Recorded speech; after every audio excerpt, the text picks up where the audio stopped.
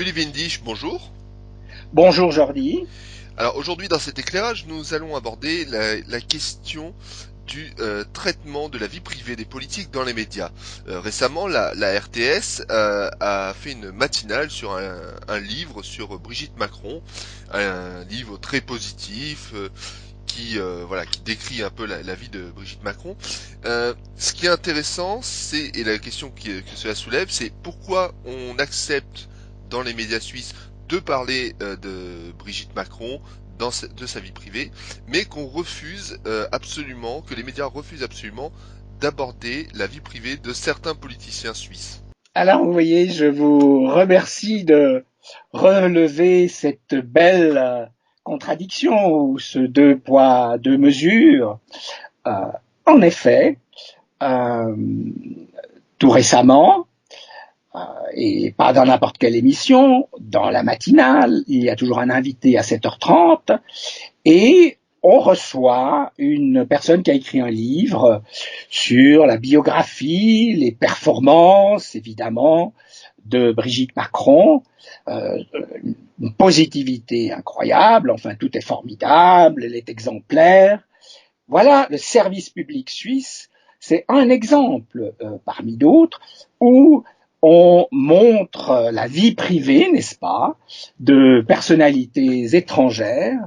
Et en entendant cela, je me suis dit, mais c'est absolument incroyable parce que simultanément, il y a un politicien que nous avons critiqué à plusieurs reprises sur notre site, Christophe Darbelay, qui est aujourd'hui membre du gouvernement valaisan, et c'est lui qui avait réussi à évincer Freisinger de son poste et à prendre sa place. Alors, euh, là, les médias disent ah, c'est pas important, c'est pas intéressant. La famille de ce politicien a quand même beaucoup souffert lorsqu'il est apparu que ce politicien, n'est-ce pas, catholique, démocrate chrétien, donc défenseur de la famille, a fait un enfant à une personne en dehors de sa famille, donc un enfant illégitime. Rappelons qu'il a dit que c'était un grave accident, vous imaginez, pour l'enfant futur, quand il apprendra cela. Eh bien, les médias ne veulent pas entrer en matière sur sa vie privée et un journal suisse alémanique, la Weltwoche, un des rares journaux de droite qui n'existe guère en Suisse romande, francophone, avait parlé du fait que avant l'élection, il était descendu dans les médias, il avait dit voilà, j'ai fait cette grave erreur, je vais prendre en charge tout ce que cela implique, la reconnaissance, payer une pension et divers frais. Bref, il était évidemment par les médias tout de suite pardonné. Or, apparaît tout à coup le fait qu'il semble qu'il n'ait pas payé la pension à cette maman de son enfant illégitime, qui, n'ayant pas des moyens importants, est partie aux États-Unis parce que c'était trop cher en Suisse, et qu'elle commence à se plaindre, et je crois qu'il y a procès en cours.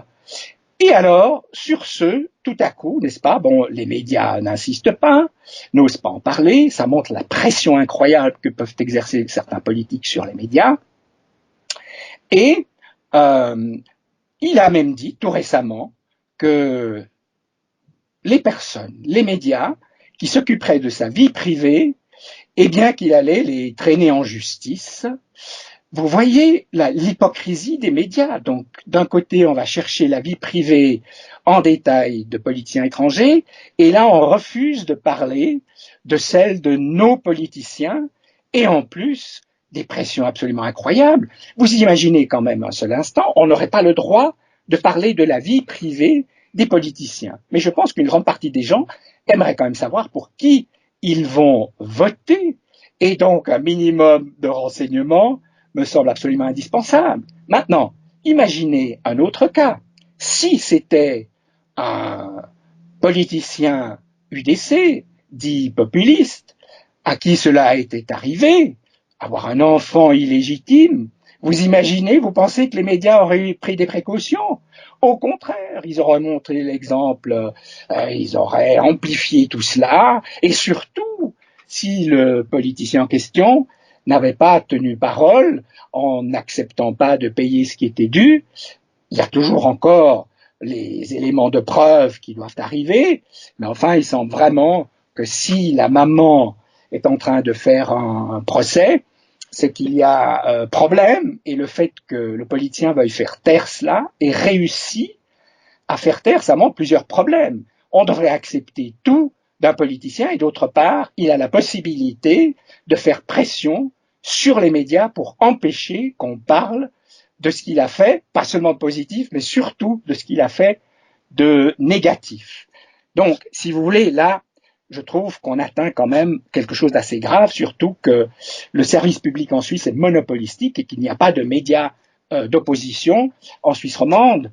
Mais je vais juste donner un petit exemple pour dire que, pour montrer à quel point parfois ça peut être orienté politiquement et idéologiquement.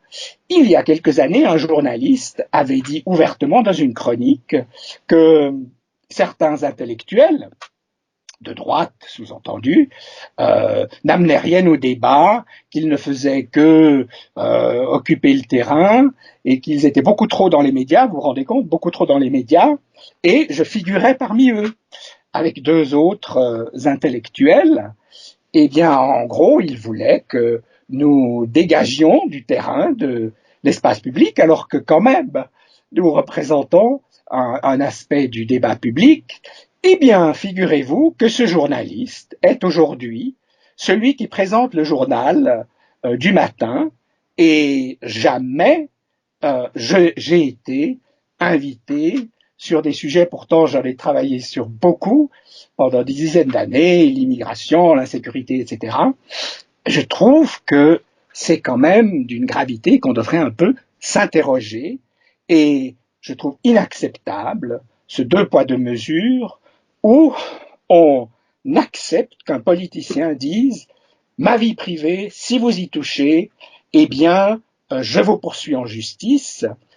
Et cela, évidemment, très régulièrement, tous les jours, les médias sont derrière lui dès qu'il inaugure quelque chose, ils le mettent en valeur positivement. On est là, bien loin d'une démocratie, d'un débat actif et pluraliste. Je m'évertue à le dire et je redirai encore 100 fois. La Suisse a un système politique démocratique, mais le système médiatique ne l'est absolument pas, et encore moins en Suisse romande. Et en plus, voilà des politiciens qui voudraient interdire aux citoyens et aux médias de parler d'aspects quand même très contestables et qui sont importants pour se déterminer dans un vote, dans une votation, dans une élection. Donc, je pense qu'il faut absolument régulièrement souligner cette partialité des médias qui ressemble à un système quasiment à parti unique en Suisse romande, puisque toute une série de personnes sont écartées et que de temps en temps on choisit une personne alibi parce qu'elle est un peu critique et que surtout elle démolit ceux qui font, c'est pas critique pour critique, n'est-ce pas, mais c'est de montrer les réalités que et les médias et maintenant les politiques veulent absolument taire. Je pense qu'il faudra qu'on revienne systématiquement et régulièrement sur de telles situations concrètes, à partir de situations concrètes. Je vous remercie pour cet éclairage, Julie Windisch.